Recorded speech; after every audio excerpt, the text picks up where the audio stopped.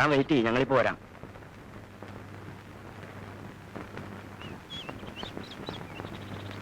അമ്മേ, ശിവശങ്കര സാറിന്റെ കൂടെ ആരോ വരുന്നു. അമ്മ അങ്ങോട്ട് ചെന്നേ.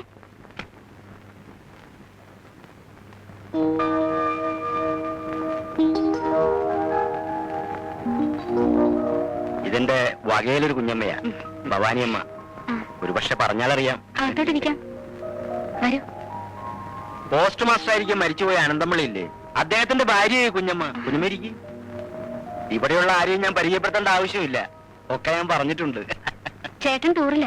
അറിയാം, ഇവിടെ അടുത്തൊരു ബന്ധുവീട്ടിലൊരു അടിയന്തരത്തിന് വന്നതാ. അക്കൂട്ടത്തിലൊന്ന് കയറിയെന്ന് മാത്രം.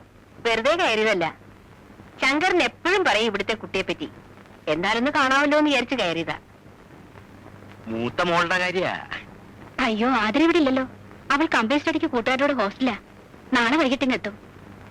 ഞാൻ കുടിക്കാൻ അയ്യോ ഒന്നും വേണ്ട, ഭാസ്കറിന്റെ അവിടെ ഇപ്പൊ കുടിച്ചതേ ഉള്ളൂ. കുഞ്ഞമ്മയുടെ മോന് വേണ്ടി ഒരു ആലോചനയുടെ കാര്യം ഞാൻ ഗോപി സാറിനോട് സൂചിപ്പിച്ചിരുന്നു. പുള്ളിക്കാരന്റെ സ്വഭാവം അറിയാമല്ലോ.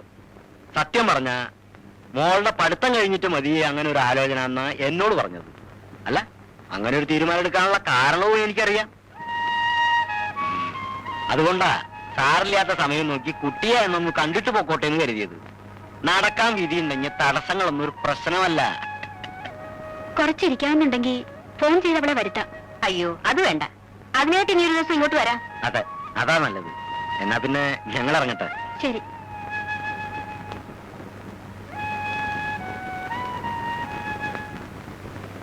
ചേച്ചിക്ക് കല്യാണം ആലോചിച്ച് വന്നാണോ അവര്? അതെങ്ങനെ? നിന്റെ അച്ഛൻ അവളെ കെട്ടിച്ചയക്കാൻ മനസ്സുണ്ടായിട്ട് വേണ്ടേ? അച്ഛനും കൊള്ളാം, മോളും കൊള്ളാം. അവളിനി അവിടെ കമ്പനി സ്റ്റഡിക്ക് പോയതാണോ അതോ കൂട്ടുകാരോട് ചുറ്റി പിരിവാണോ ദൈവത്തിനറിയാം.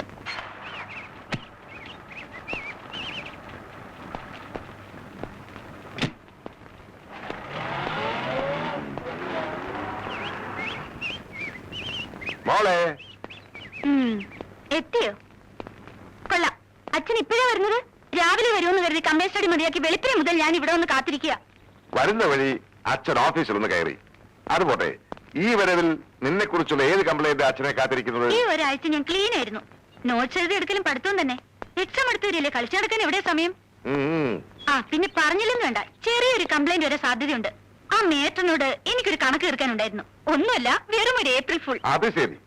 ഇനിയിപ്പൊ പ്രിൻസിപ്പൽ എന്തെങ്കിലും ആക്ഷൻ എടുക്കും. ക്ഷമ പറയാൻ അച്ഛൻ വരണം, അതല്ലേ നിന്റെ ഉദ്ദേശം? ഏയ്, അതിനുള്ള ചങ്കൂറ്റൊന്നും അയ്യങ്കാർ സാറിനില്ല. അച്ഛൻ വെറുതെ ടെൻഷൻ പിടിക്കാതെ കുളിച്ചൊന്ന് ഫ്രഷ് ആകും. കണ്ടാലറിയാം നല്ല യാത്രാക്ഷീണമുണ്ട്. ഞാനിപ്പോ നീ നേരത്തെ കൊണ്ടാ ബാനോട്ടിന്റെ ഓഫീസ് വരെ ഏതോ ഒരു വലിയ കമ്പനിയുടെ പബ്ലിസിറ്റി ക്യാമ്പയിൻ കിട്ടിയിട്ടുണ്ട്. എന്റെ ക്രിയേറ്റീവ് ഡയറക്ഷൻ ഇല്ലെങ്കിൽ സംഗതി ആകെ ചളാവും. അച്ഛന്റെ കുളി കഴിയുമ്പോഴേക്കും ഞാനിങ്ങെത്താം. ഒരു അരമണിക്കൂർ. ഓക്കെ?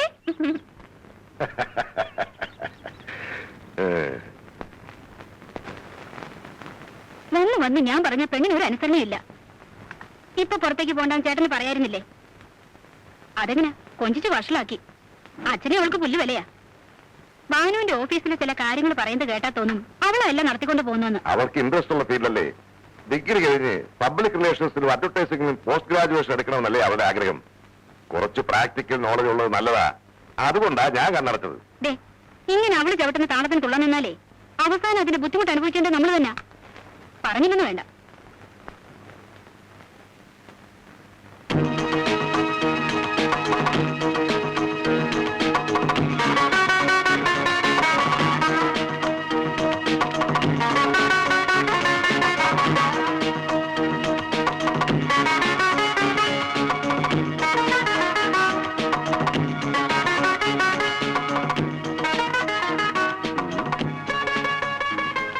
ഇതിവിടെ ഫിക്സ് ചെയ്യല്ലേ? ഏടാ, വിഷ്വൽ ഇവിടെ വെച്ച ക്യാപ്ഷനായിട്ട് എങ്ങനെ ബാലൻസ് ചെയ്യും? അതാ കുഴപ്പം. ബാനുവേട്ടന് എസ്തറ്റിക് സെൻസ് ഇല്ല. എന്നാ പിന്നെ ഇതിനൊക്കെ ചുളുവിന് കാര്യം സാധിക്കാന്ന് വിചാരിക്കാതെ കഴിവുള്ള ഒരു ആർട്ടിസ്റ്റിനെ പോസ്റ്റ് ചെയ്തൂടെ? ഇലക്ഷന് മതിൽ എഴുതുന്നവരെ പിടിച്ച് വരയ്ക്കാൻ എത്തിയാലേ ആർട്ടുകാർക്ക് മതിലുപോലെ ഇരിക്കും.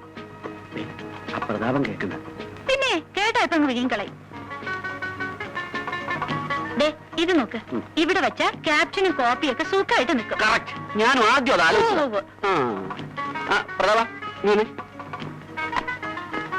എനിക്കൊരു ഐഡിയ. ഇത് ഇവിടെ ഫിക്സ് ചെയ്താലേ ക്യാപ്ഷനും കോപ്പിയും ഒക്കെ സുഖമായിട്ട് നിൽക്കും. Okay. Hello, good evening print media. Art work ഇന്നത്തെ കൊറിയറിൽ അയച്ചിട്ടുണ്ടല്ലോ.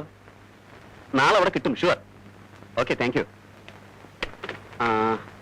ആ ഡ്രീം ഡ്രസ്സസിന്റെ ക്യാമ്പയിന് വേണ്ടി ഏതൊക്കെ മോഡൽസിനെ കാസ്റ്റ് ചെയ്തത്?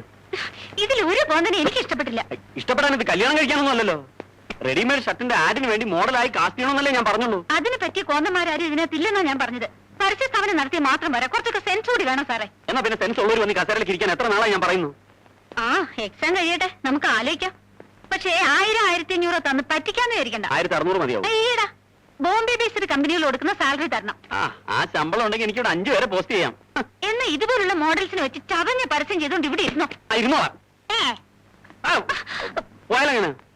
നമ്മുടെ ഈ കാര്യങ്ങളൊരു തീരുമാനമാക്കണ്ടേ? ഇന്നത്തെ കൺസൾട്ടിങ് സമയം കഴിഞ്ഞു. അച്ഛൻ വന്ന ഉടനെ ഞാൻ കണ്ണോട്ടിച്ചിറങ്ങിയതാ. അരമണിക്കൂറുള്ള പെർമിഷൻ. ഞാൻ പോണു. ഞാൻ ഡ്രോപ്പ് ചെയ്യാം. പിടിച്ചോ.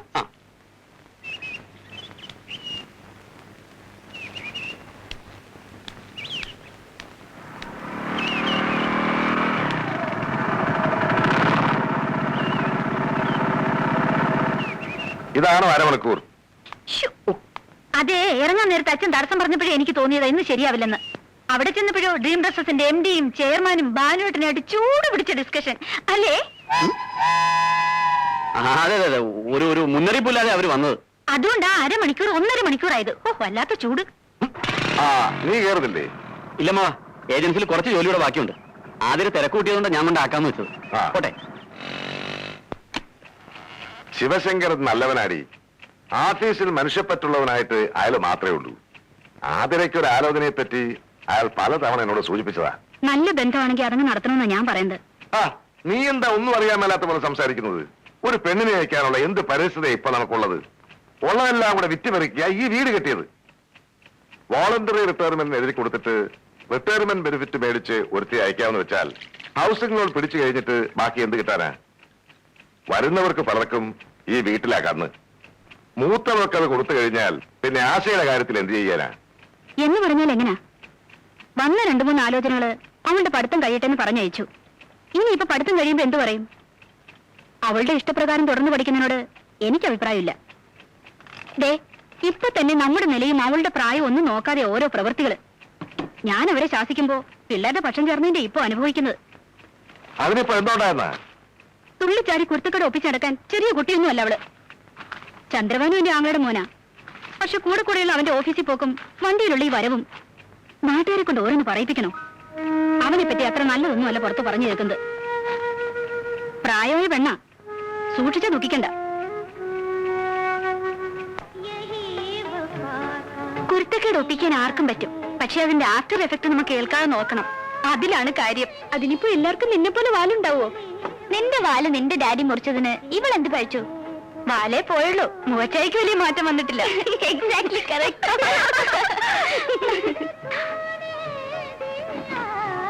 നല്ലൊരു പെണ്ണ്, പക്ഷെ അവക്കിട്ട് ചെക്കനെ നോക്കിക്കേ. നമ്മുടെയൊക്കെ അവസ്ഥ ഇത് തന്നെ ആയിരിക്കും. ഇതിനാ മോളെ വിധി എന്ന് പറയുന്നത്. ഓഹോ, ഇയാളെ ഒന്നും കെട്ടാൻ പറ്റത്തില്ലെന്ന് പേരൻസിനോട് പറയാനുള്ള ധൈര്യം ആ പെണ്ണിനില്ലാതെ പോയി.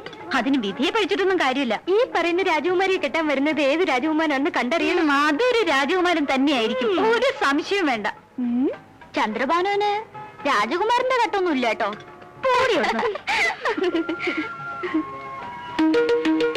അയ്യോ, 80 രൂപയോ? നിന്റെ എത്രയുണ്ട്? എന്റെ കയ്യിൽ ഒന്നല്ല. നിന്റെയിലോ? നീ വിളിച്ചിട്ടല്ലേ ഞങ്ങൾ വന്നത്. അത് ശരി. ആ, എന്റെ 50 രൂപയുള്ളൂ. ഇപ്പൊ എന്ത് ചെയ്യാം?